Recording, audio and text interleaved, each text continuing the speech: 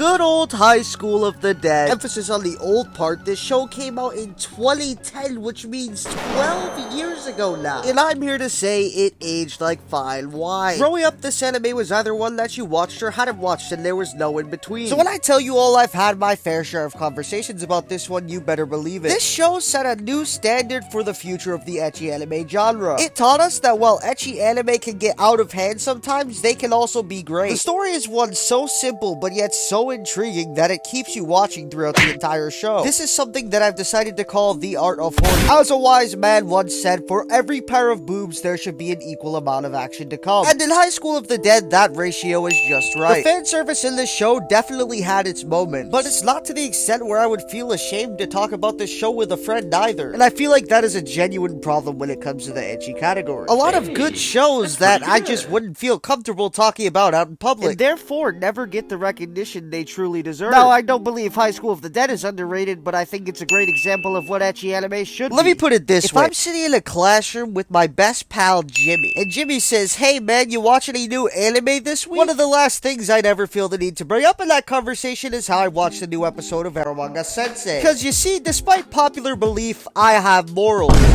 Stop the cap.